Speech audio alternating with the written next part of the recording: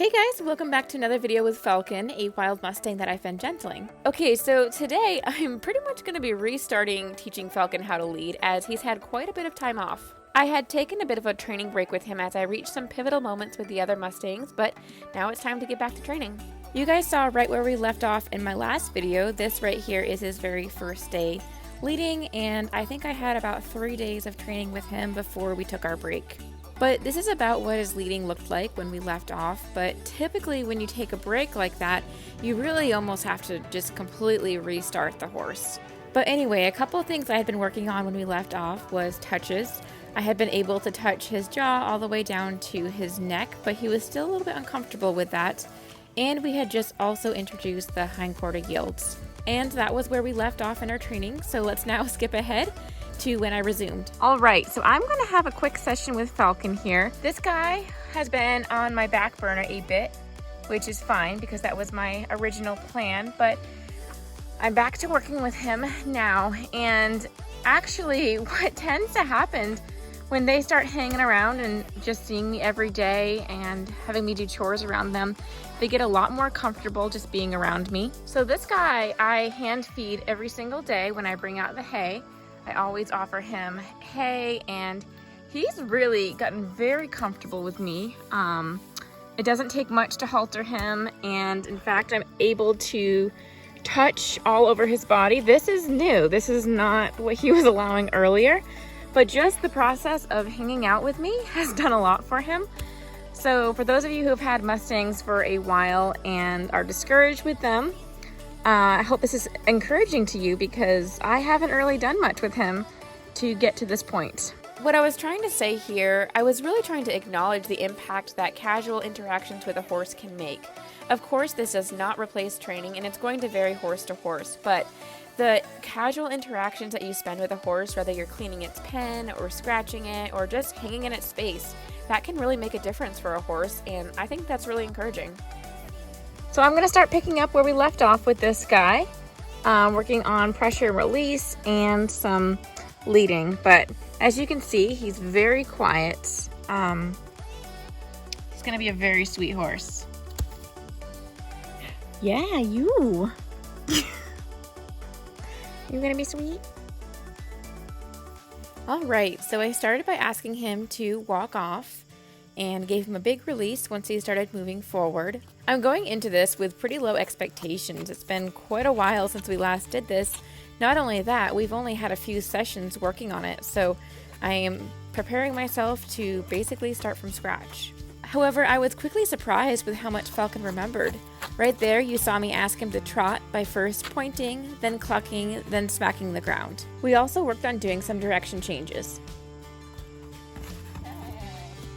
So Falcon's hooves are pretty long and they do cause him to trip from time to time, so we're really going to start preparing to move him over to the other barn so he can have his feet done. And actually, at the time of this video, I had just moved Jager and Merlin to my other barn so they could have their hooves trimmed for the first time. I have been surprised though at how my gravel-like footing in my round pen has worn down some of the Mustang's hoofs. It's almost like a self-trimming station that a lot of Mustang owners will set up until their horse is ready to see the farrier. Anyway, we're still working on doing some lunging with direction changes, and I really was so surprised because it's as if we just picked up where we left off. I didn't really feel like Falcon needed much of a review. The last day that I worked with him, I had introduced yielding the hindquarters, but I'd only ever done it briefly. I don't know how he remembers that. We might have had a little bit of luck with that one because he was still confused when I asked him the second time. I start by passively rubbing him with my tool, and then I move into an active body language where I first start tapping the air, and then lightly tapping him. I'm persistent with that until he disengages his hindquarters. I'm looking for his left hind leg to cross over in front of the right hind.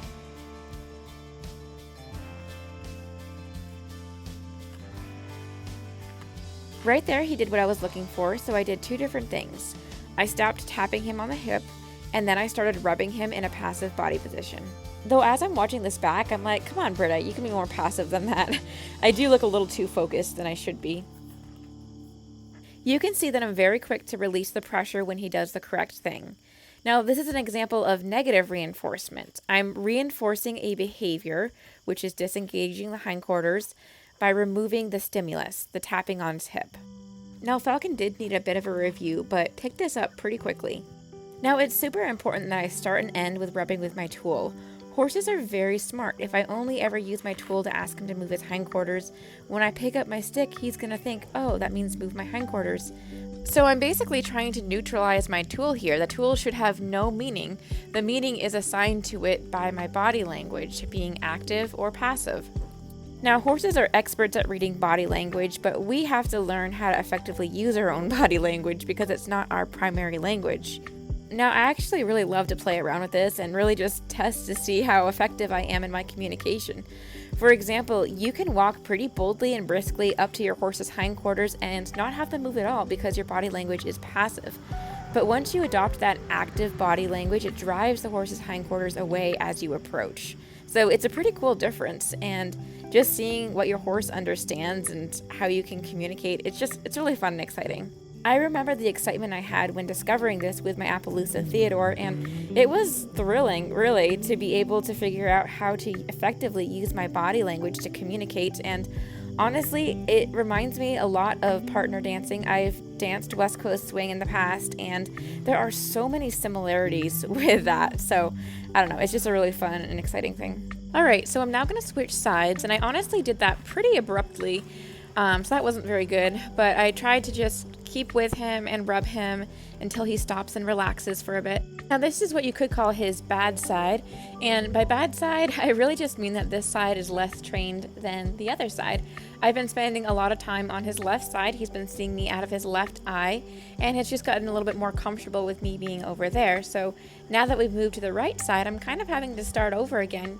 When you're training a horse, you really do have to make sure that you're training both sides of the horse independently. So we're just taking it back a little bit. I'm just responding to him getting a little bit anxious, and I wanted to make sure that he was in a relaxed frame of mind before moving forward.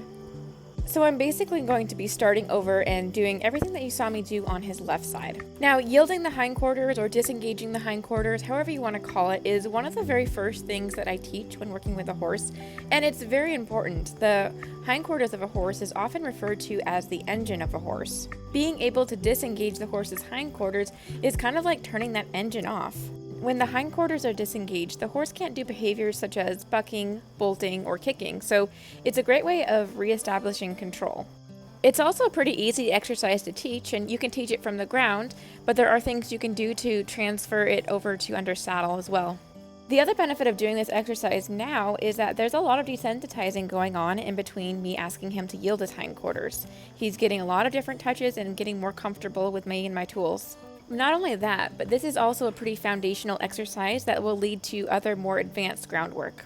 So yeah, there's a lot of reasons why I teach disengaging the hindquarters pretty early on. It's a pretty important exercise.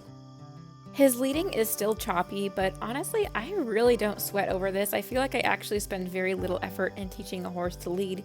But when they learn how to come off pressure, that's the most important part. This will all kind of smooth out on its own with time. And eventually I will start getting into teaching proper leading position, but that's not a priority right now. As I mentioned, Falcon's had quite a bit of time off, and I really hope that this is encouraging to someone. I know that there are people out there, maybe even watching, who are discouraged with their Mustangs. And I know this because everyone gets discouraged with their Mustangs. In Falcon's situation, I started him and he had only had a few days of training, and then I got busy with other horses and decided to come back around with him. Now, my attention was not on him, but I did make sure to hand feed him. Sometimes he would let me pet his nose, and then it came up to his forehead. So a lot of this is just naturally come on its own. It's just a very natural relationship. And I think this is encouraging because it just shows how important time can be. When they really settle into their new home and the new routine, and honestly, mucking, I call it magical mucking moments. That is often where the magic happens, for me at least. Sometimes I think our intentions to try to get things done with them and connect with them and work with them, that eagerness comes off as intimidating. And when you're out mucking, you're a lot more casual and relaxed and focused on something else. So I think that makes the human presence a little bit more inviting. Sir? Okay. Anyway, I've never asked him to back up, so he doesn't really know what this feeling. Oops, sorry, sir. There you go. Back. Back. Back. I want to point out that I'm asking him to back and I am saying a verbal cue. He doesn't know what that means, but with my first Mustangs especially, I was training them and I would say things like, whoa, and then I'm like, Britta, you're stupid. They don't even know what that means. They're not gonna know what it means unless you use it. And granted, I don't do a lot of voice commands. I do, other than positive reinforcement targeting, I do mostly body language, but I think it is important and it's helpful, especially when you start ground driving. That is always where I get to the point and I'm like, shoot, I wish I used verbal cues like walk on. Where was I? No, I was just saying that I think it's encouraging because it just goes to show how they can come around on their own a bit. I mean, obviously he needs training, but they really can come around. Just that presence of doing the day-to-day chores can do a lot more than you think. So hope that's encouraging for someone. Anyway, I'm gonna call it a day for Falcon, but wow, I am impressed with how much he remembered. It's like he came back and suddenly did better than he was the last time, which is crazy. You've been studying in your sleep? Hands. Mustang hands. Thanks for watching. I'll see you in my next video.